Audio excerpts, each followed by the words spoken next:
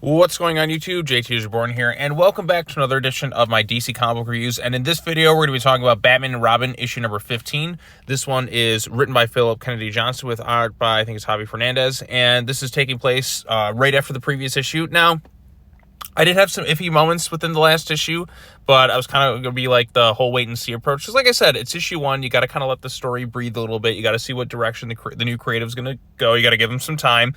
And I think this issue is much stronger than the last one. In fact, I think there's some really good stuff in here. And it kind of like eased any sort of concerns I really had within the first issue. Like, it's some kind of regression and all that too. What are they going to do with this whole thing? But what they did here, they definitely didn't pull like any gut punches. Like, they definitely went in some kind of surprising, kind of like heavy emotional like directions within this issue right here, and I really liked it. So you had the bombing going on there. We have this new kind of almost supernatural type looking villain known as Memento, who speaks kind of in poetic like type dialogue. Definitely comes across as a little bit intimidating, especially visually, as you see him in here. But yeah, so there's this attacking at this little fundraiser thing for like this hospital and all that too. And you know, Damian in the last issue, he wasn't really in the mood to go to this thing. He was kind of moody, like even to like this little girl who didn't really deserve it. And even when he was about to apologize, that's when all this stuff kind of went down.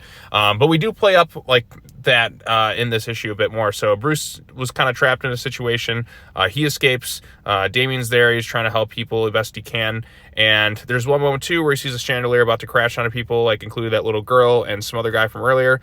He pushes them out of the way.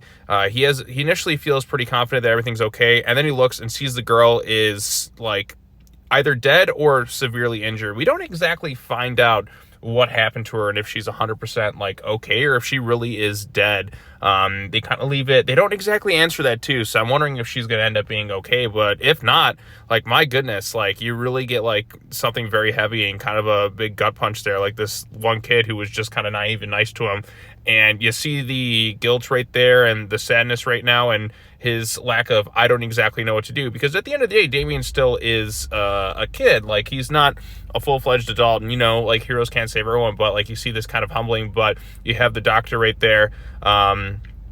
And I think, is that an image of like Bruce's parents or something in the background or something like that? That would be kind of a neat little kind of poetic moment too, where Bruce is kind of seeing this and he's trying to do his best to kind of help and like save this girl. And it really is kind of a very heavy like emotional scene. You see this kind of take its toll on him. Like, all he keeps doing is replaying that moment in his head, despite his years of training, despite all that he's kind of done.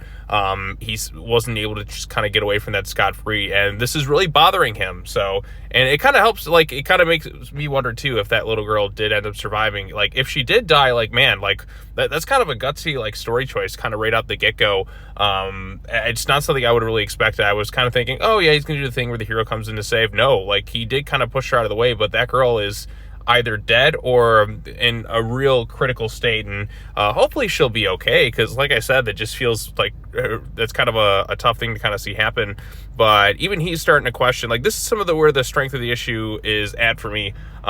Bruce can tell that the what happened to that girl is really bothering him, and again, it's just that image right there of her seemingly kind of dead. So we haven't seen if she really is or not. There's no funeral or anything like that, but the way it's taking a toll on Damian, you would believe that she really is kind of gone.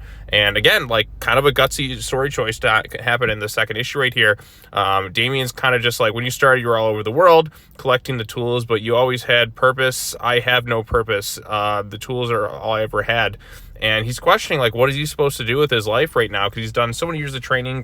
His grandfather tried to own in this. Gotham is his Bruce's city, but it's not necessarily his. And yeah, that makes sense, because Damian was born kind of abroad. But sometimes, like, you know, we fail and all that too. But like, I don't know what I'm supposed to be doing right now, because what happened to this girl, which he wasn't exactly nice to, and you see the regret that he had earlier on in the last issue. And you know, he was just kind of in a mood that day. Yeah, it did feel a little like regression, but sometimes we're all in moods too. So even he was just like, man, even I acted a little bit jerky. But the fact that this happened to this really innocent child, and he thought, like, you know, he's always Damian, he's got full confidence in that too. But to see him kind of in his eyes basically fail the way he did, it's really kind of taking its toll on him. And Bruce is like, why don't you come with me really quick? I want to show you something. He's like, I want you to kind of take some time to know your grandfather. Now, keep in mind, the version that Damian saw was kind of like an evil Flashpoint version of Thomas. He didn't get the good nature Thomas Wayne that Bruce is kind of showcasing here, and he's kind of showing some things, and maybe this is going to be like one of those ideas a lot of people have kind of thought of with Damian, like kind of reading into like Thomas's like journal and sees the artistic drawings he's done and the need to help people. Maybe Damian will end up like, I think him being like a doctor to kind of help people and all that too would be kind of a good idea for him to kind of like take up on. Yeah, he could still do stuff within the company and all that too, but I think, like I said, he really wants to help people. And I think him taking up the path of kind of like more after Thomas Wayne would actually be kind of an interesting story choice. And I think a lot of people would probably like, I think that would actually go over quite well. But also we got the Memento stuff going on too. We're flashing back to stuff to Bruce when he was a lot younger, learning underneath these like this other detective guy right here. He's up in London and that too. Basically he goes under the name Jack, but it's still him kind of training. And of course, him and Damian are still doing their detective stuff. At the present time, they're trying to figure out more about this Memento character. And we also have some of this other stuff, like it seems like a gang war is going on and Memento's in there, like unleashing hell. And again, he speaks kind of in all this like poetic, rhyming kind of stuff though. But yeah, so that's the end of the issue right there. So Phil Kennedy Johnson, the writer, Javi Fernandez, artist.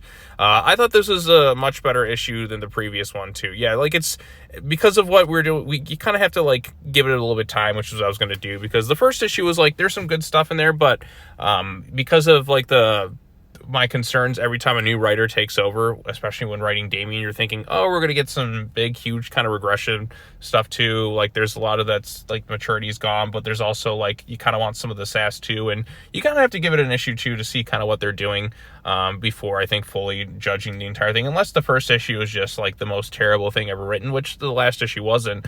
Now that we're the second issue in and you see kind of what they're going for, and you got kind of the heavy stuff and you got the detective aspect, I think it's really like coming into its own and definitely like pulling no punches. And I think this is a bigger improvement over like issue 14. Like if this were the first issue, but then again, you kind of need that setup first, but I think this one was way better than the first one. So at least in my humble opinion too. So artwork is pretty good. The stuff with Damian's interesting. And yeah, I think this is a pretty solid issue overall. So yeah, definitely recommend it for me. I like what Phil Kennedy Johnson's doing right now. And I'm excited to see what they do with this Memento character, because there's some mystery and intrigue with him right there. And I'm just like, how are we going to explore this? Like, is it going to be like a supernatural threat? Because I think I remember reading something or seeing a video where Phil Kennedy Johnson talked about having some sort of, was it Doom That Came to Gotham, like influence in this title? And that one definitely has a supernatural vibe to it. So I wouldn't mind if it is kind of like this creepy supernatural thing going on with this villain. So you know, like we can do some good stories like that too. And plus you get the stuff with Bruce in the past, which is kind of mirror some stuff with Damian, I'm sure. And Damian kind of questioning what he wants to do with his life outside of just the cape and cowl, because like it's always been kind of ambiguous with him. In the future, he's either like Batman 666 or whatnot, but we don't really get to see the stuff outside of that too. Like, I mean, he definitely has like a heart there. And him, I think, maybe kind of following in Thomas's footsteps of like a good man as a doctor helping people. Not what hopefully not like what I just read in the previous issue of the main Batman book, where apparently he was fooling around with somebody else. Not that sort of Thomas Wayne, but you know, a better, good-natured Thomas Wayne who is a doctor who really wants to help people and, you know, save countless lives. I think that would be a good option for Damian to kind of be in the future. Yeah, he could still do some Wayne Enterprises stuff too, but him ultimately kind of becoming a doctor to kind of help people, I think is a great story idea for him. And not to say that that's the direction they're officially going to go in, but if Bruce is handing him like Thomas's journals, and maybe Damian's like, maybe this is some of the stuff I want to do, because he wasn't sure what to do when that Dr. Bashar was there and the little girl too. Like he was kind of like, he kind of locked up, and I think wanting to save lives is like, you know, from a medical professional standpoint, I think is a good story choice for his character. Now, we'll see if they end up doing that, but, you know, Damian's smart and capable. I think him maybe going to medical school and actually getting his doctorate to help people would actually be a really good idea. So we'll see what they do with it, and he could still do his Batman, Bat Family stuff too. But I think him like doing the doctor route, I think is a smart way to go about things. So, but what do you all think of it? Did you like this issue? Did you dislike it? Post your comments down below. Be sure to like this video, share it with your friends. Subscribe to the YouTube channel for more content. Hit the bell for notifications, all your fun stuff.